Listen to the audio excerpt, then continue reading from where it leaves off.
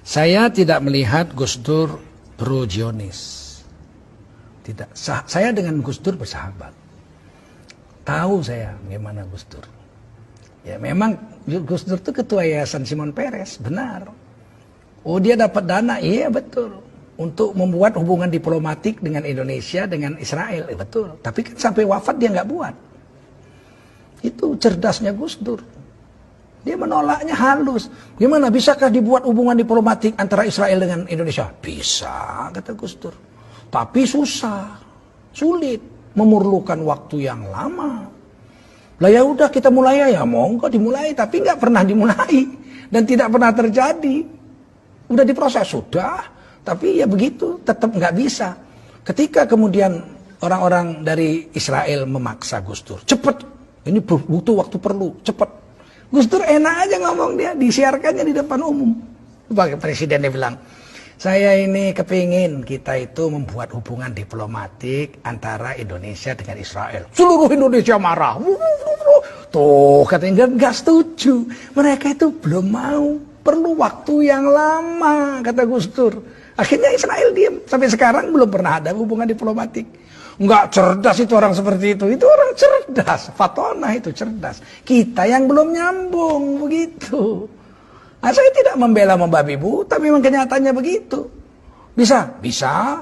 Tapi nggak jadi, ya memang susah. Dicoba, ayo coba ngomong. Beliau ngomong. Se-Indonesia protes tuh, lihat kan protes semua. Nggak bisa semudah itu. Sampai beliau wafat sampai sekarang. Indonesia belum punya hubungan diplomatik dengan Israel. Nah ini hal-hal seperti ini. Tidak semua orang bisa. Saya nggak bisa. Saya nggak bisa seperti itu. Saya orang Medan. Kalau orang Medan itu apa kau? Nggak senang kau? Kita selesaikan di luar. Saya nggak pandai begitu-gitu. Itu butuh orang-orang pilihan juga untuk bisa tampil seperti itu. Tapi jangan diragukan cintanya Gus Dur terhadap NKRI dan terhadap agama. Beliau itu satu kelebihan yang jarang orang dapat. Apa kelebihan? Saya sampaikan kepada anak muda ini yang bertanya ini lagi. Beliau itu pemurah, ya Allah. Pemurah. Orang minta, langsung dikasih aja, diberi. Nggak mikir itu, bahkan kadang-kadang Gus Dur itu uang belanja istrinya, dikasihkan ke orang untuk makan orang, coba bayangin. Tapi istrinya nanya, Mas, duitnya udah tak kasih orang, tadi ada orang kesusahan. Lah kita gimana? Kita kan belum susah. Kalau kita minjem orang masih percaya lah, kalau dia minjem nggak percaya orang. Sampai sebegitu, wow, jangan main-main. Ini orang punya kelebihan, punya kekurangan. Tapi kita jangan memfitnah orang sesuatu yang kita tidak tahu. Kita berdosa nanti. Nah, ada satu kelebihan Gus Dur yang pernah membuat saya menangis. Saya ceritakan ini ya. Saya bukan menjilat Gus Dur sudah wafat, nggak ada urusan. Saya nggak minta jabatan dari bicara saya ini.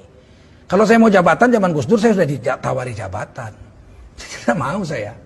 Nah, apa katanya? Satu hari saya duduk di VIP room airport Pekanbaru. Saya tamu gubernur.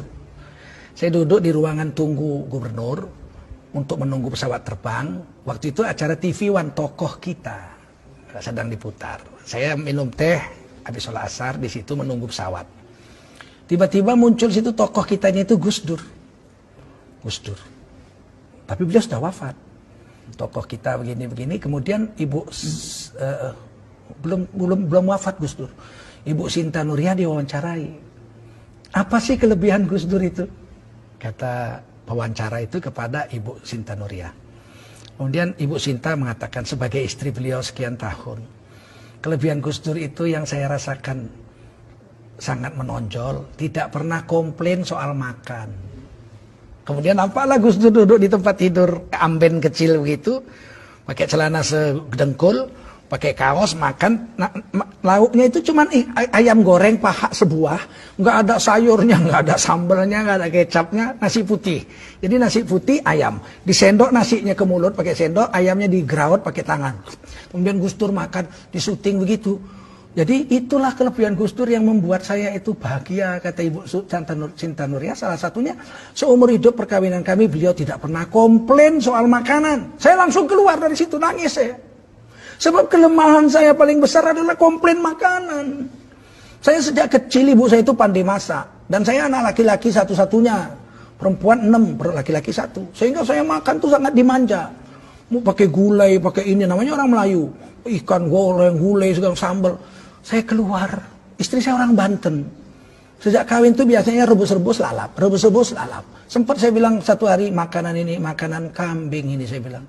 Sampai istri saya menangis. Sebab kami orang Melayu lemak-lemak kayak kelapa. Dia lalap-lalap, tiap hari lalap-lalap rebus, lalap-lalap rebus. Jengkel juga saya. Saya keluar, saya ambil handphone. Saya telepon istri saya di Jakarta, saya bukan baru.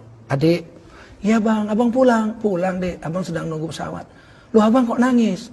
Saya bilang, saya minta maaf adik. Saya selama ini selalu komplain soal makan. Pernah saya bilang makanan kambing. Kadang-kadang saya banting juga meja gitu. Gak suka saya makanan gak enak. Saya minta maaf. Istri saya bilang, abang sehat bang. Abang kan gak apa-apa kan. Nanti abang jatuh naik kapal terbang. Enggak dek, saya istilah Melayu buang tabiat. Orang mau mati itu tingkahnya aneh-aneh gitu. Saya bilang tidak, saya tidak buang tabiat. Enggak ada tingkah aneh-aneh. Saya baru dengar Gus Dur. Ibu Santa Nuria diwawancarai, ternyata kelebihan Gus Dur nggak pernah komplain soal makan. Saya jadi teringat Rasulullah. Rasulullah itu mengatakan dalam hadis, saya tahu hadisnya. Jangan komplain soal makanan. Kalau enak kamu makan, kamu puji. Kalau kamu rasa nggak enak, jangan kau caci, tapi jangan kau makan. Pergi aja, jangan kau caci. Nah saya mencaci makanan, padahal saya tahu hadis. Saya pikir itu kan cuma Rasul yang bisa buat. Kenyataannya Gus Dur bisa buat. Ngapain mesti belajar tidak komplain makanan kok sampai jauh-jauh nunggu sahabat Nabi atau zaman Nabi. Wong zaman sekarang aja ada orang. Saya bilang gitu, maafkan saya janji. Saya tidak akan komplain lagi soal makanan kepadamu.